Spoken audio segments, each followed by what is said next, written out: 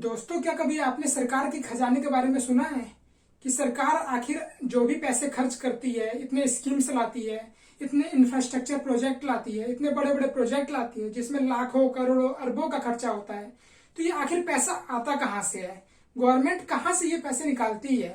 या जो भी हम टैक्स पे करते हैं, जो भी रिवेन्यू इकट्ठा होता है, जो भी लोन बाहर से लेती है गवर्नमेंट, या जो भी लोन देती है गवर्नमेंट, तो वो सब आखिर पैसे आते कहाँ से हैं? और वो सब पैसे आखिर रखे कहाँ जाते हैं? सरकार का खजाना आखिर क्या चीज है? जो सरकार का खजाना, हम इतनी बार सुने कि सरकार का खजाना खाली हो रहा है, या खजाने में इतने पैसे आ गए हैं, या इतना बढ़ा, या इतने पैसे इकट्ठा हुए हैं, तो ये सभी आखिर है क्या? तो आज हम समझेंगे। तो जो भी खजाने की बात करी गई है, जो फंड्स, जिसे फंड्स भी कहते हैं हम, तो ये सभी कॉन्स्टिट्यूशन में बात करी गई है।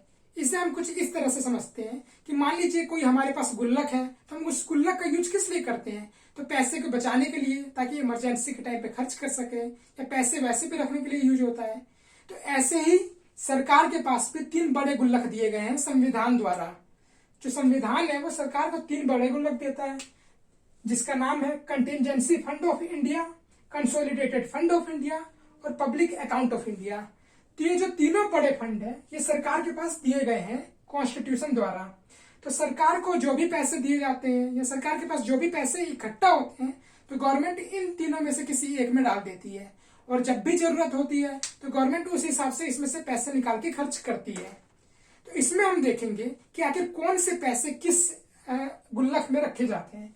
तो जो सबसे बड़ा गुल्लक आप देख रहे हैं वो है कंसोलिडेटेड फंड ऑफ इंडिया का।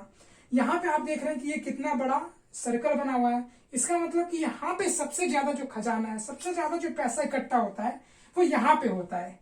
तो यहाँ पे आखिर कौन कौन से पैसे इकट्ठे होते हैं? तो जो भी रिवेन्यू गवर्नमेंट के पास इकट्ठा होता है, जिस भी माध्यम से पैसा इकट्ठा होता है गवर्नमेंट के पास, तो वो जो है वो कंसोलिडेटेड फंड ऑफ इंडिया में रखे जाते हैं।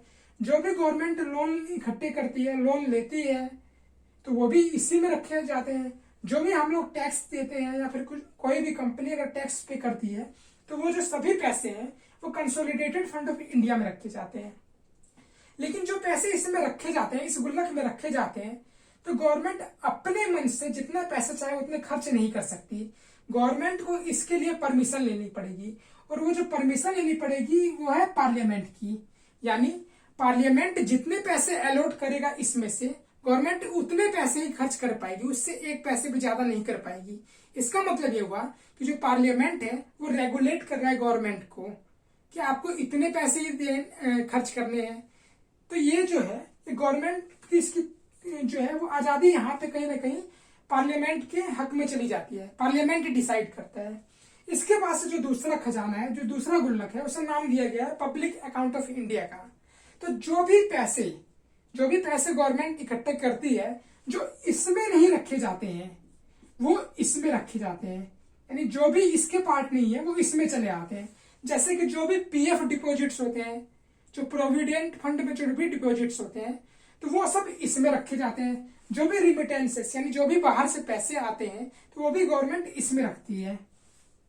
तो इसमें से अगर गवर्नमेंट को कोई पैसे खर्च करने हैं, तो इसमें गवर्नमेंट को किसी की परमिशन लेने की जरूरत नहीं है।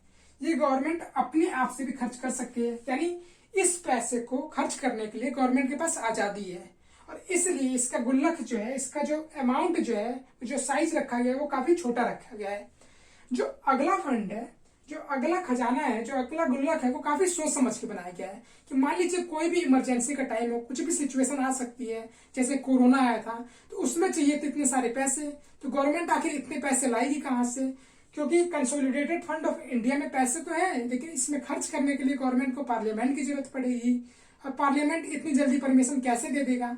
तो ये सब ध्यान में रख के एक और फंड की जरूरत हुई, एक और फंड बनाया गया, जिसे नाम दिया गया कंटिजेंसी फंड ऑफ इंडिया। ये जो फंड है, जो इसमें पैसे रखे जाएंगे, वो कोई सी भी इमरजेंसी वाली सिचुएशन हो, उसे डील करने के लिए इसमें से पैसे निकाले जाएंगे। इमरजेंसी में जब भी पैसे की जरूरत होगी, तो गवर्नमेंट जो है वो इसमें से पैसे निकाल के काम चला सकती है। जो इसकी हिफाजत, जो इसकी देख रेख करता है, वो फाइनेंस सेक्रेटरी के हाथ में है। जो फाइनेंस सेक्रेटरी को ये जो परमिशन देता है, वो प्रेसिडेंट के बिहाफ पे रखता है ये इस फंड की हिफाजत।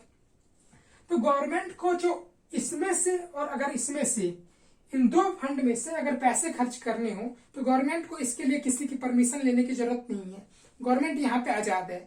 लेकिन जब गवर्नमेंट को इसमें से अगर पैसे खर्च करने हो तो उसके लिए गवर्नमेंट को पार्लियामेंट की परमिशन लेनी जरूरी है। जो तीनों फंड है वो हमारे कॉन्स्टिट्यूशन में मेंशन है, कॉन्स्टिट्यूशन में दिए गए हैं। जैसे कंटिजेंसी फंड ऑफ इंडिया की बात जो है वो आर्टिकल 267 में करी गई है।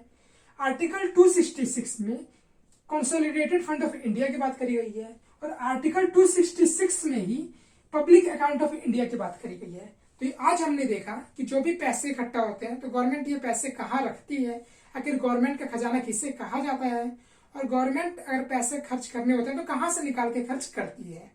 Thank you.